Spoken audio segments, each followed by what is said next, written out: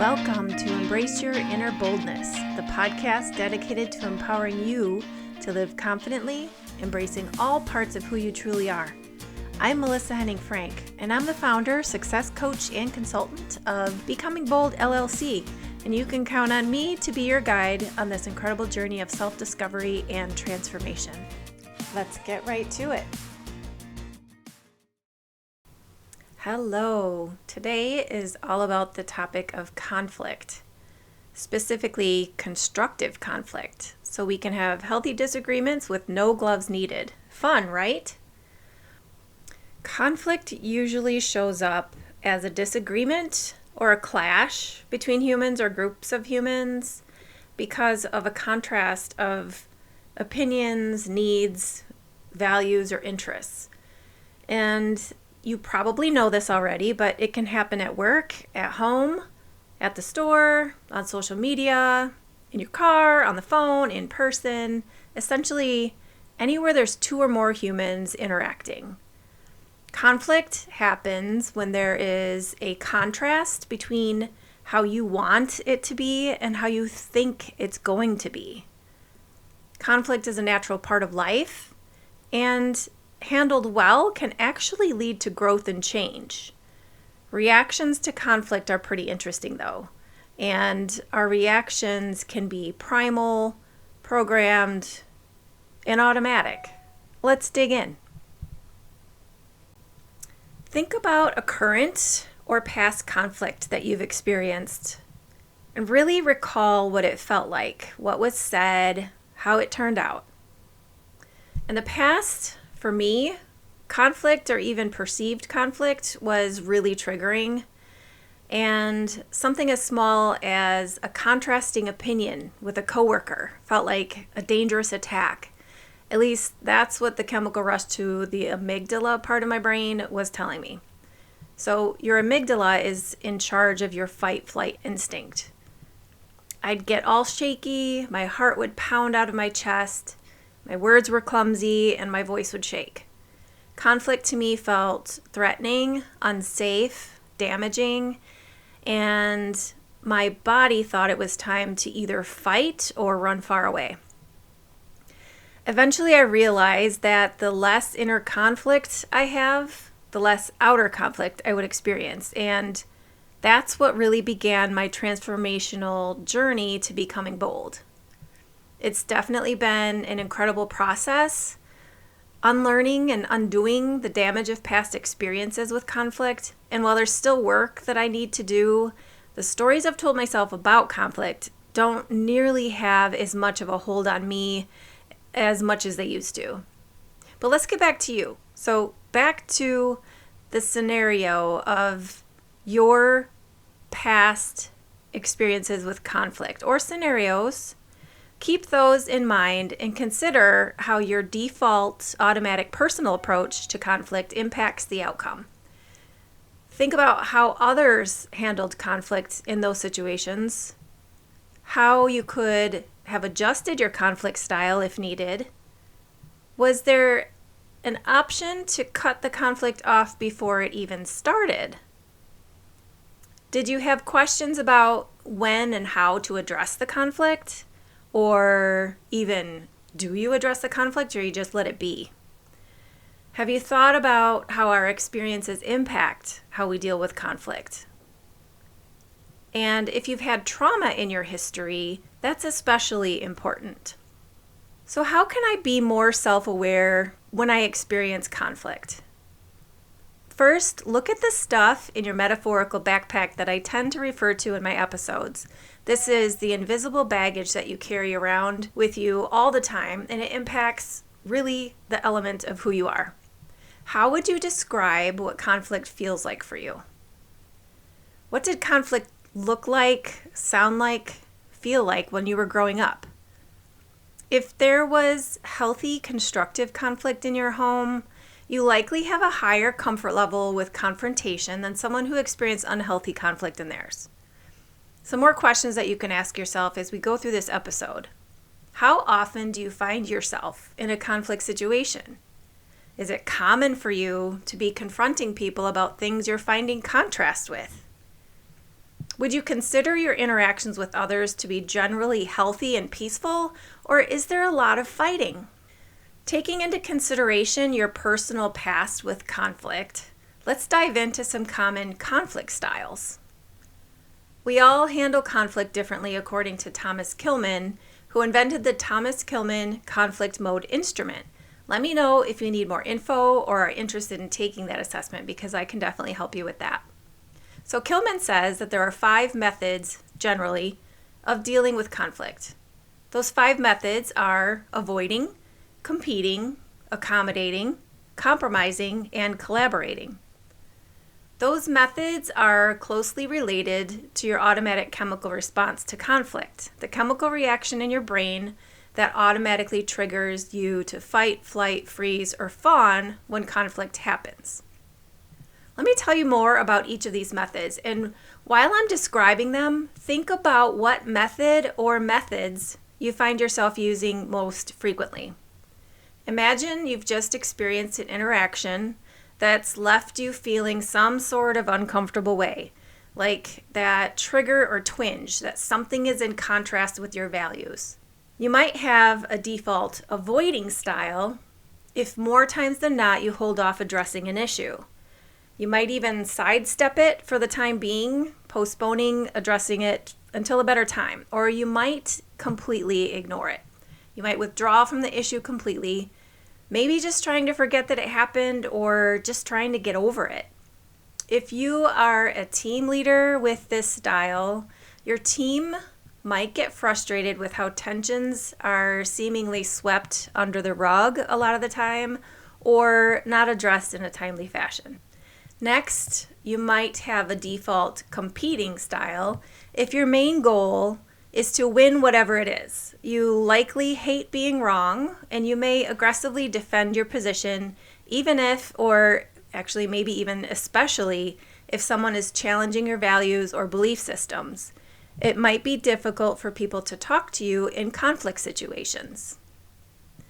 Then we have the default of the accommodating style. So you might have the accommodating style if the way I described the competing style just gave you a stomach ache. If you're mainly accommodating, you likely yield to another person's point of view, even if you don't really want to. People around you might feel as though they can take advantage of you because even though you don't avoid a conflict, you tend to give people what you think they want. You may default to the compromising style if you look for a quick, mutually acceptable solution, or even just partially acceptable for those involved in the conflict. You likely address issues more quickly and directly than the avoiding style, but of course there's pros and cons to this style, and all of them for that matter. Compromising may not always be the best solution because not everything has a middle ground. And lastly, you may have a default to the collaborating style if you have a knack for finding solutions that make sense for all parties. You may logically dig in to understand the underlying concerns, like listening to each person's concerns and taking time to creatively solve an interpersonal problem. So which of those would you consider to be your automatic default style based on the quick descriptions that I just went over? And then what would your backup style or number 2 style be? Think about, has it always been that way? Has it changed over the years and based on your experiences? How does conflict generally go for you when you experience it? It's important to note that each of these styles has a beneficial time and place for addressing conflict, and there's no perfect style. The point here is to understand yourself and how you show up. This is a good time to mention how important it is to be mindful of your style and what others experience with you when there is conflict. And let's explore ways to adjust as needed. Mistakes are likely going to be made more often when we react instead of responding to a situation.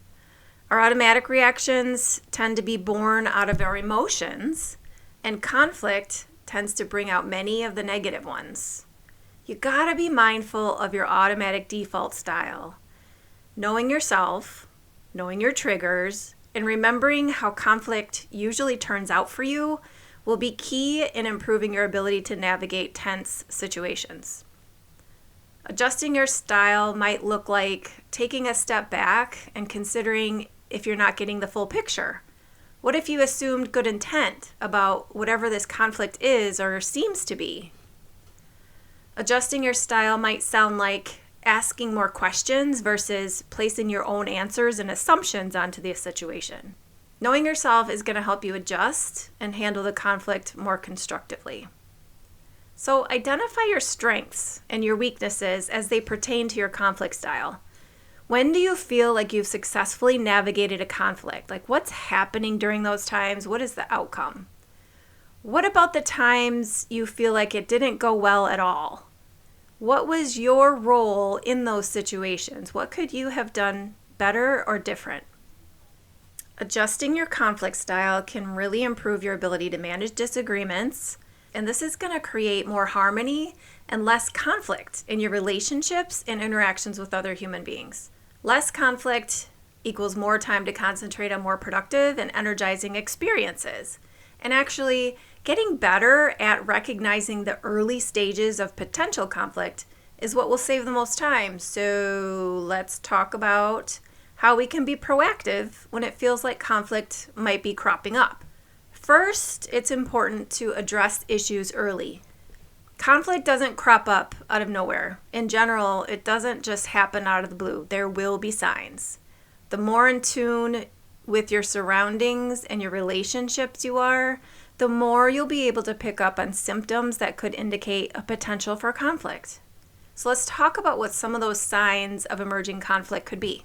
Think about the scenario or scenarios you stirred up in your mind earlier in this episode. So with hindsight being 2020, what do you know now about the signs that were showing up before it became a full-blown conflict? There's usually a shift in the energy when there's a disagreement. You know that feeling when something's not quite right? It just doesn't feel great. When you feel a little sense of tension in the air, that's the shift I'm talking about. So if you're paying attention, you'll notice minor changes in someone's body language. You might notice they're crossing their arms. They might be rolling their eyes. Maybe they're not making eye contact at all. Their facial expressions show you that there's conflict emerging. You get the picture. You might notice someone is acting differently towards you. Maybe they're avoiding you, or they're being extra short in their responses, or it's just not how it usually is when you're around that person.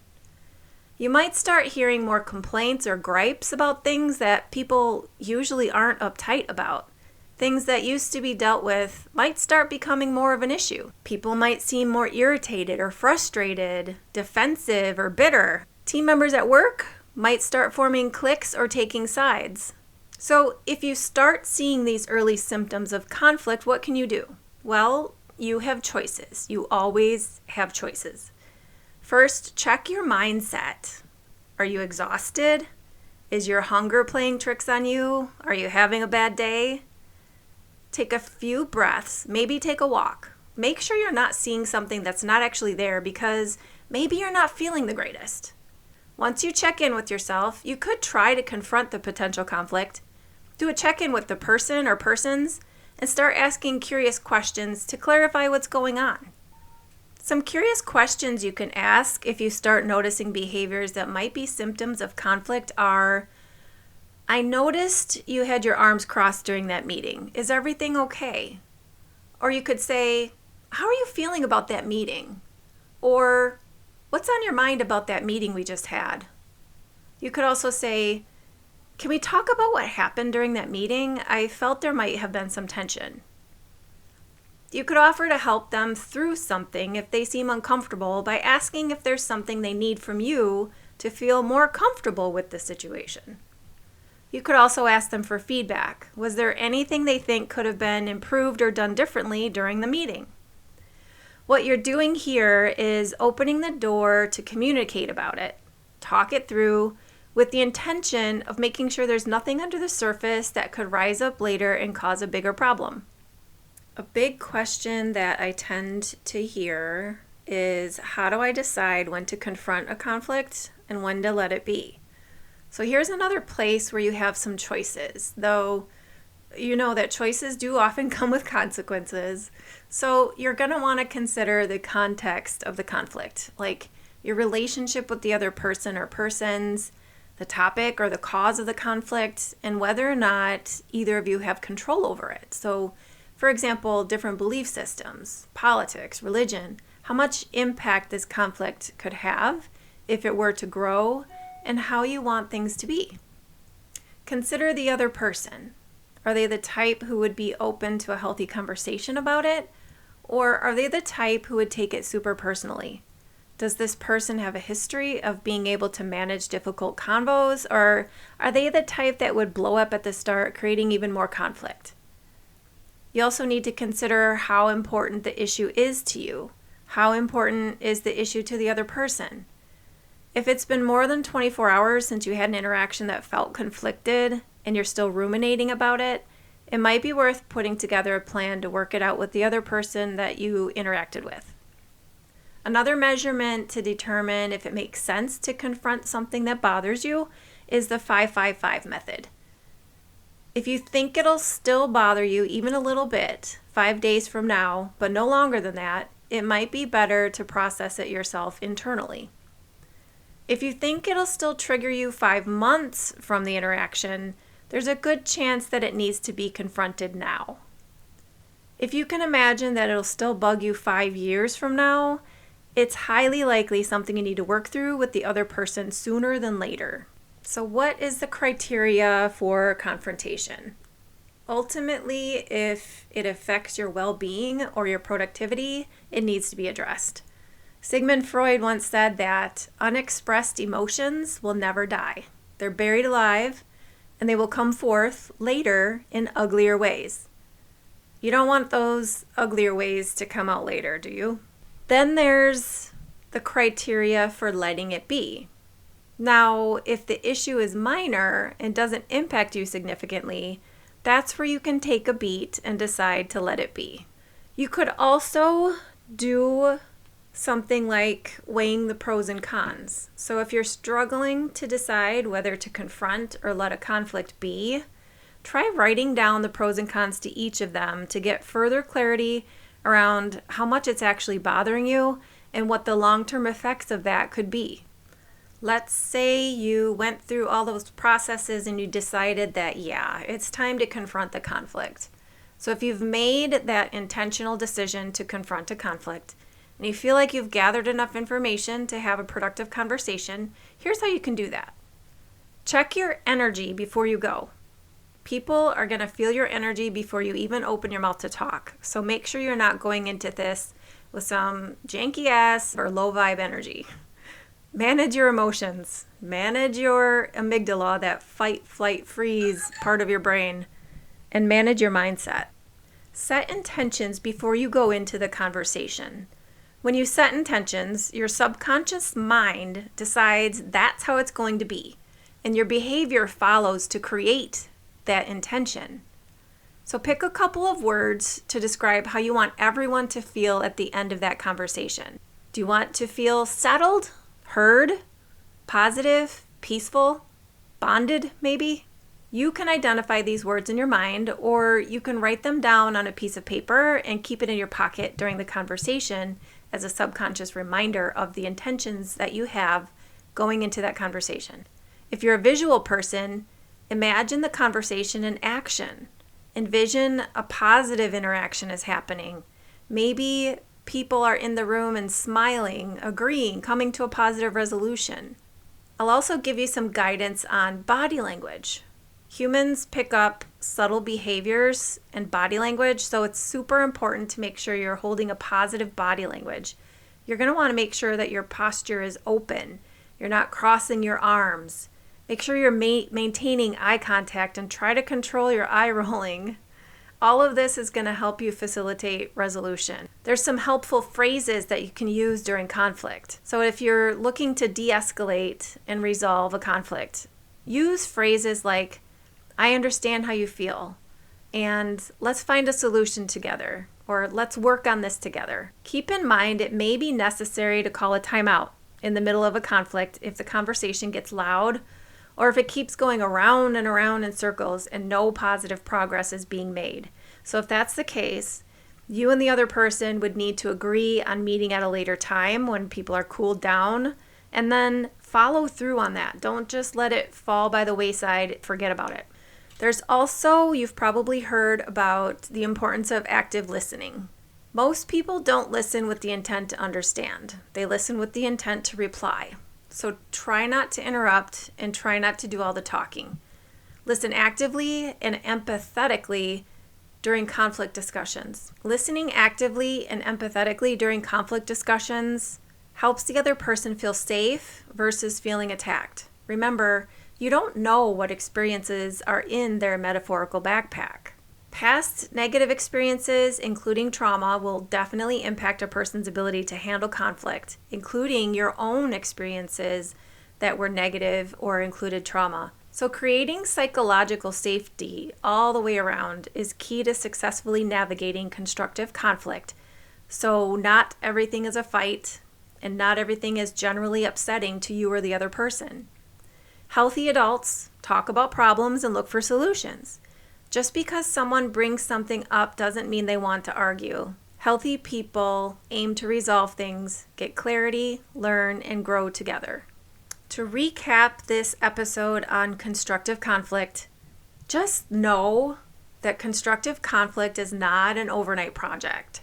It's something you'll need to work on every day probably until trust is built up and people feel safe when you're navigating difficult conversations with them. This episode covered information on how your personal approach to conflict impacts the outcome, how others handle conflict, how to adjust your conflict style as needed, how to cut conflict off before it even starts, when and how to address conflict and when to let it be, and how our experiences impact how we deal with conflict, especially if there's a history of trauma. So your action item this week: reflect on your conflict styles and try the strategies suggested earlier. You could even try doing a role play with someone else who's interested in improving their ability to make conflict constructive. There are plenty of people out there looking to improve this skill, and you probably know that. So remember this: feeling at peace doesn't mean conflict doesn't exist. It means you've developed good coping strategies. So give yourself some grace as you strive to improve this important skill. Remember to always be kind to your mind. Thanks so much for joining me on this episode of Embrace Your Inner Boldness. I hope you found inspiration and actionable tips to help you live more confidently. If you enjoyed today's episode, be sure to subscribe so you never miss out on the latest insights and empowering stories. Please take a moment to also leave a rating and review on your favorite podcast platform. Your feedback helps us reach more listeners and continue bringing you more content that uplifts and motivates. Remember, the only limit to your greatness is the one you set for yourself. Stay bold, stay fearless, and let's make this journey unforgettable.